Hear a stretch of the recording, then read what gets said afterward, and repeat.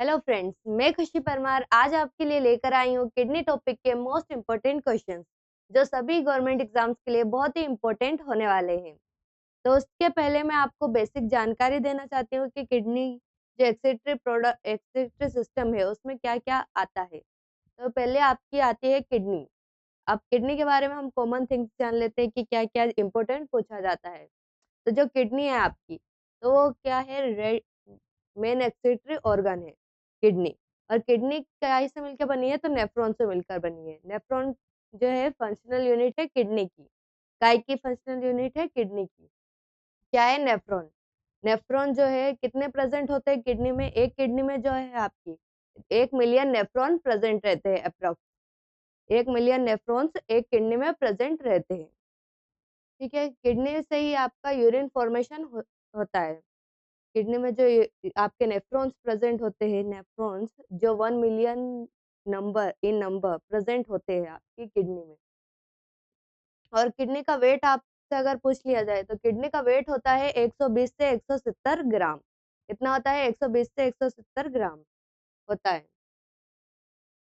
और अगर आपसे पूछ लिया जाए कि किडनी का शेप क्या है, किडनी का शेप भी पूछ लिया जाए कभी अगर आपसे, तो वो होता है बीन शेप। जो राजमा का शेप होता है उस शेप की आपकी किडनी होती है। और किडनी में मैंने यहाँ पे रीनल जो है, रीनल पेरेस उसको हाईलाइट किया है। तो वो क्या है रीनल पेरेस? जो आपका किडनी स्टोन है, किडनी स्टोन बन जाता है, आपकी किडनी में पथरी हो जाती है। जब पथरी होती है तो तब क्या होता है, तो यहाँ पे जो रीनल पेरेस है, यहाँ पे आपके जो स्टोन बन जाते हैं। और इस स्टोन से आपके डायरेक्ट इम्पैक्ट पड़ता है आपके यूरिन पर, यूरिन फॉर्मेशन पर। ठीक है, फिर आप जान लेते हैं नेफ्रॉन के बारे में। तो नेफ्रॉन क्या काम करता है? तो नेफ्रॉन यूरिन फॉर्मेशन में मदद करता है। ठीक है, इससे यूरिन फॉर्मेशन होती है। जो यूरिन फॉर्मेशन होती है तो यहाँ पे ग्लोमेरुलस प्रेजेंट होता है। सबसे पहले क्या प्रेजेंट है यहाँ पे? ग्लोमेरुलस। तो ग्लोमेरुलस क्या करवाता है? तो फिल्ट्रेशन करवाता है। क्या करवाता है? फिल्ट्रेशन। फिर यहाँ पे आपके आगे आए आप लूप ऑफ फिनले। तो लूप ऑफ फिनले में क्या करते हैं? तो रे ऑब्जॉर्प्शन होती है। जो अगर वाटर ज्यादा चला गया है तो वाटर वापस आता है, आयंस वो सब वापस आ जाते हैं यहाँ से रीअब्जॉर्ब होकर। ठीक है, फिर जहाँ ये यूरेटर है, किडनी के बाद यूरेटर। तो यूरेटर का क्या फंक्शन है? तो यूरेटर जो है उसका फंक्शन है carries urine from kidney to urinary bladder. जो यूरिन बन रहा है किडनी में तो उसको यूरिनरी ब्लेडर तक लाना यूरेटर का फंक्शन है। फिर यूरिनरी ब्लेडर जो है, यूरिनरी ब्लेडर का क्या काम है?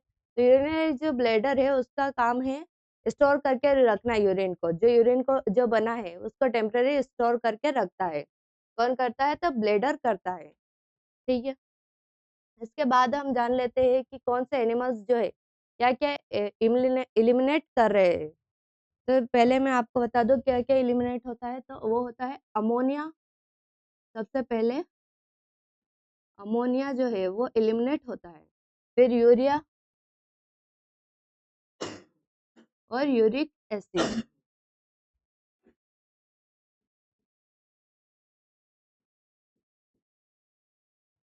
अब यहाँ पे जो अमोनिया है, या अमोनिया बहुत ही टॉक्सिक होता है। सबसे ज्यादा टॉक्सिक अगर कुछ है तो वो अमोनिया है, मोस्ट टॉक्सिक।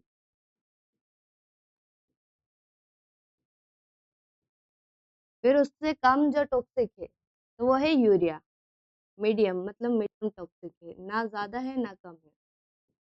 और जो यूरिक एसिड है वो सबसे कम टॉक्सिक होता है, लेस टॉक्सिक। अब मैं बता दूं कि अमोनिया जो है जो वो सबसे ज्यादा टॉक्सिक है। तो इसको रिमूव करने के लिए भी सबसे ज्यादा ही पानी चाहिए होगा। तो यहाँ पे बहुत ज्यादा पानी की आवश्यकता होती है। High amount of water required. फिर जो यूरिया है, यूरिया थोड़ा कम टॉक्सिक है as compared to ammonia. Ammonia से ये कितना अगर कम टॉक्सिक है अगर पूछा जाए तो ये वन लैख 1 लाख कम टॉक्सिक है अमोनिया से। यहाँ पे मीडियम वाटर की जरूरत रहती है, ना ज्यादा ना कम। और जो यूरिक एसिड है इसमें सबसे कम है, क्योंकि ये सबसे कम ही टॉक्सिक है और ये इसको बहुत ही कम पानी की आवश्यकता होती है रिमूव करने के लिए। तो अमोनिया सबसे ज्यादा टॉक्सिक है, इसमें सबसे ज्यादा वाटर चाहिए। तो ये काइम कौन से एनिमल्स में बनता होगा? तो ये बनता है जो एक्वेटिक एनिमल्स होते हैं उसमें। जो एक्वेटिक एनिमल्स है वो तो पानी में रहते हैं और उनको कोई कमी नहीं है पानी की। ये सबसे ज़्यादा बनता है फिशेस में। जो एक्वेटिक है फिशेस और जो पानी में रहते हैं उन सब में। ठीक है? फिर जो यूरिया है, यूरिया कम टॉक्सिक है और इसको कम पानी की ज़रूरत है रिमूव करने में। तो इस ये बनता है टेरेस्ट्रियल। जो टेरेस्ट्रियल है जो अर्थ ऊपर रहते हैं, ज़मीन पर रहते हैं, उनके अंदर बन रहा होता है। फिर यूरिक एसिड जो है वो बनता है बर्ड्स में। जो बर्ड्स में बनता है ये सबसे कम टॉक्सिक होता है और इसको कम पानी की आवश्यकता होती है। फिर से एक बार रिवाइज कर लेते हैं। अमोनिया जो है वो बनता है एक्वेटिक एनिमल्स में। क्यों एक्वेटिक एनिमल्स में ही बनता है? क्योंकि एक्वेटिक एनिमल्स जो है उनके पास है एबिलिटी है रिमूव करने की, क्योंकि उनके आसपास ज्यादा है पानी ही है।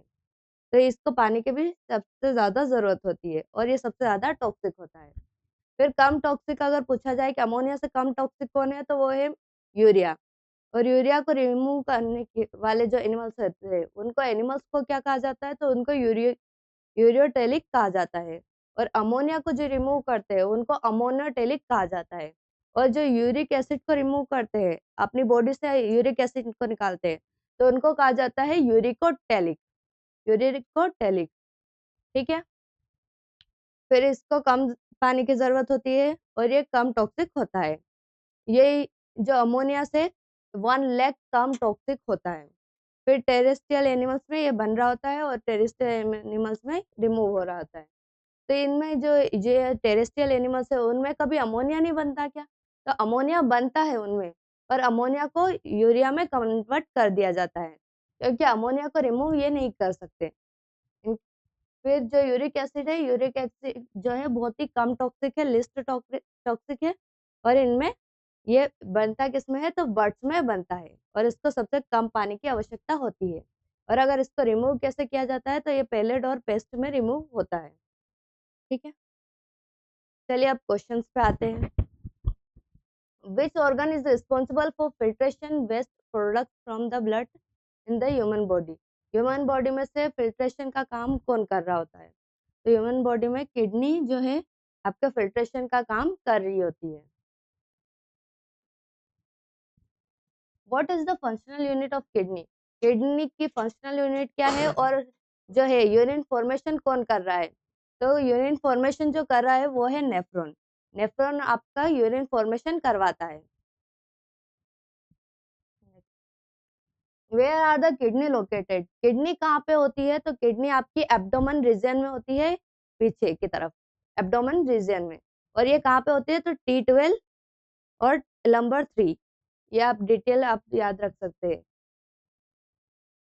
Abdomen region. What is the tube that carries urine from the kidneys to bladder? जो किडनी से ब्लैडर तक यूरिन को लेके जाता है, तो वो कौन है? तो वो है यूरेटर। यूरेटर आपका किडनी से यूरिन ब्लैडर तक आपके यूरिन को लेकर आता है। और यूरेटर के बाद यूरिन यूरेथ्रा से आपकी बॉडी से बाहर हो जाता है। Which of the following is not a function of urinary system? Urinary system जो है वो क्या कर रहा है? आपका एक्सक्रीटरी प्रोडक्ट्स को अलग कर रहा है, बाहर निकाल रहा है। तो इनमें से क्या है जो आपके जो एक्सक्रीटरी सिस्टम नहीं कर रहा होता है? तो वो नहीं कर रहा है प्रोडक्शन ऑफ हॉर्मोन्स। हॉर्मोन्स को जो प्रोडक्शन होता है वो आपका किडनी नहीं कर रही होती है, बल्कि आपका एंडोक्राइन ग्लैंड कर रहा होता है। क्या कर रहा होता है? एंडोक्राइन ग्लैंड आपके प्रोडक्शन ऑफ हार्मोन कर रहा होता है। What is the muscular sac that stores urine temporarily? जो यूरिन जाता है तो उसको स्टोर करके कौन रखता है थोड़ी देर के लिए, जब तक वो ब्लैडर फुल नहीं हो जाता?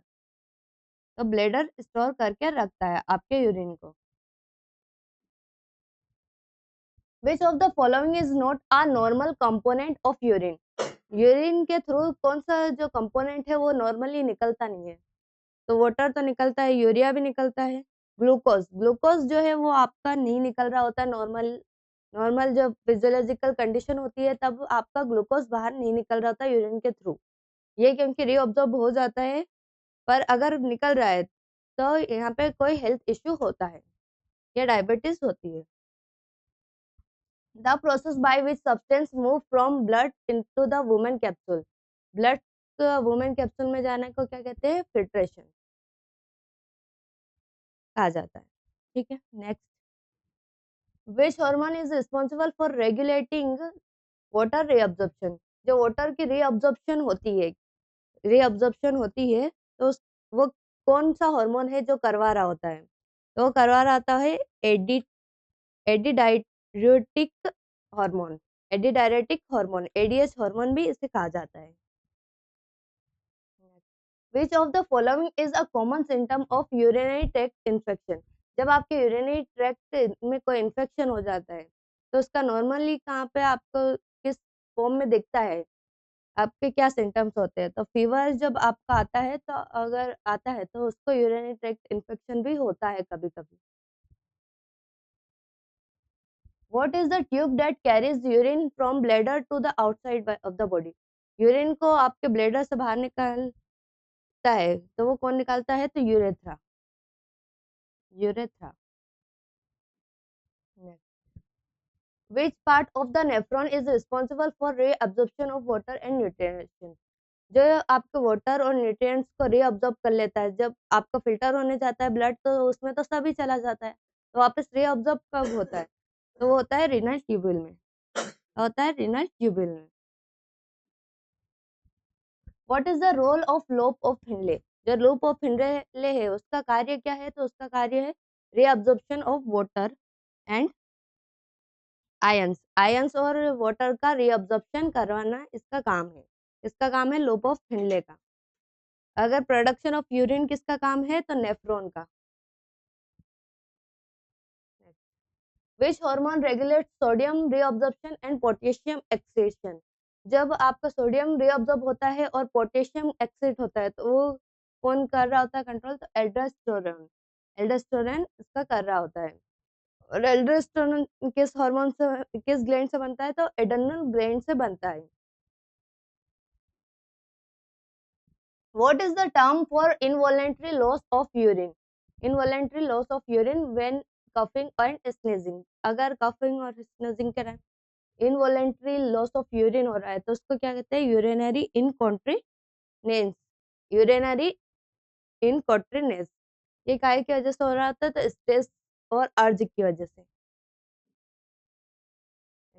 Which structure acts as a filter in the kidney? Filter kidney में कौन सा ऐसा स्ट्रक्चर जो एक्ट करता है फिल्टर की तरफ, फिल्टर की तरह, तो वो कर रहा होता है ग्लोमेरुलस, और इसका काम क्या है, तो फिल्ट्रेशन करवाना। ग्लोमेरुलस का काम क्या है, तो फिल्ट्रेशन करवाना। Which substance is not typically found in a healthy urine, अगर हेल्दी बॉडी है अगर आपकी, तो आपकी हेल्दी बॉडी में क्या नहीं पाया जाएगा अगर यूरिन में, तो क्या, तो ग्लूकोज, ग्लूकोज आपकी यूरिन में अगर पाया जाता है तो उसमें कोई आपकी बॉडी में हेल्थ में इश्यू है या आपकी कोई डिसीज हो रही है। Next, what is the term for the process of expelling urine from the bladder, अगर जब यूरिन को आप बाहर निकालते हैं, यूरिनेशन करते हैं, तो उसको, उस प्रोसेस को क्या कहा जाता है, तो उसको कहा जाता है मिक्चुरेशन। क्या कहा जाता है, micturition. Micturition is the process of explaining urine outside the body. Next, which condition is characterized by kidney stone? Kidney stone को क्या कहा जाता है, कहाँ स्थित है, तो इसको कहा जाता है नेफ्रोलिथिसिस। क्या कहा जाता है, nephrolithiasis.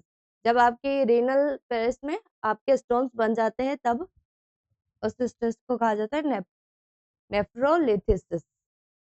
Next, what is the primary function of the urinary system, urinary system का प्राइमरी फंक्शन क्या है, उसका पहला कार्य क्या है, उसका पहला कार्य है रिमूवल ऑफ वेस्ट प्रोडक्ट, जो वेस्ट प्रोडक्ट्स है उनको रिमूव करना।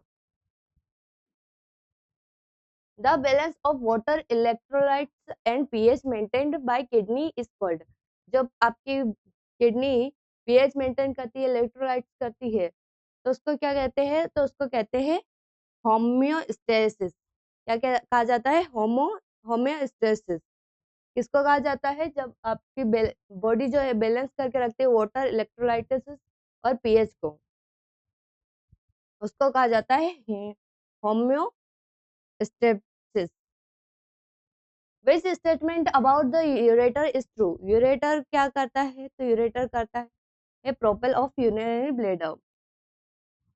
जो मसल्स है उनको कॉन्ट्रैक्ट करके जो यूरिन है उसको एक डायरेक्शन में ले जाता है। और एक और अगर यूरेटर का काम है वो पूछा जाए तो यूरेटर का काम है आपका किडनी से यूरिन को लेकर आना यूरिनरी ब्लैडर तक। Which structure is responsible for the initial of filtration of blood? Initial जो है फिल्ट्रेशन वो कहाँ से शुरू होती है? तो वो होती है ग्लोमेरुलस से। ग्लोमेरुलस क्या है? तो कैपिलरीज का गुच्छा है जहाँ पे फिल्ट्रेशन हो रही होती है। Movement of substance from renal tubules back into the blood. जो रीनल ट्यूब्यूल से जो है सब्सटेंस वापस आ जाते हैं ब्लड में, तो उसको कहा जाता है? तो उसको कहा जाता है रीअब्जॉर्प्शन। वापस एब्जॉर्ब कर लेना, रीअब्जॉर्प्शन कहा जाता है। Which hormone produced by kidneys regulates red blood cell production? जो रेड ब्लड सेल्स होते हैं आपके आरबीसी, तो उनको प्रोडक्शन को क्या कहा जाता है? इरेथ्रोपोइटिन। क्या कहा जाता है? इरेथ्रोपोइटिन। इरेथ्रोपोइटिन कहा जाता है। ये कहाँ पे बनते हैं? बोन मेरो में। ये आपके रेड ब्लड सेल है उनको इरेथ्रोसाइट कहा जाता है और इनके बनने की प्रोसेस को इरेथ्रो प्रोसेस कहा जाता है। और जब वो किडनी की वजह से रेगुलेट हो तो बनने के प्रोसेस, तो उसको कहा जाता है इरेथ्रोपोइटिन। क्या कहा जाता है? इरेथ्रोपोइटिन। जब आपकी किडनी रेगुलेट करे इसको, इस प्रोसेस को। और ये बनते कहाँ पे है? तो बोन मेरो में बनते हैं। इसी के साथ में आपको एक और प्रोसेस बताती हूँ। जब आपकी किडनी फेल हो जाती है, जब आपकी किडनी फेल हो जाती है, आपकी दोनों किडनी फेल हो जाती है, काम करना बंद कर देती है, तो आपका जो होता है किडनी किडनी ट्रांसप्लांट होना पड़ता है, किडनी को ट्रांसप्लांट करना पड़ता है। ठीक है। और अगर आपकी किडनी ने काम करना बंद कर दिया है किडनी ने, तो आपको हेमोडायलिसिस नाम के प्रोसेस से गुजरना पड़ता है। कौन से प्रोसेस से? हेमोडायलिसिस, जिसमें आपके ब्लड को फिल्टर किया जाता है आर्टिफिशियल किडनी की वजह मदद से। तो ठीक है, इसी के साथ धन्यवाद। अगर आपको हमारी क्लास अच्छी लगी है तो आप प्लीज़ इस वीडियो को लाइक करें और चैनल को सब्सक्राइब करें। धन्यवाद।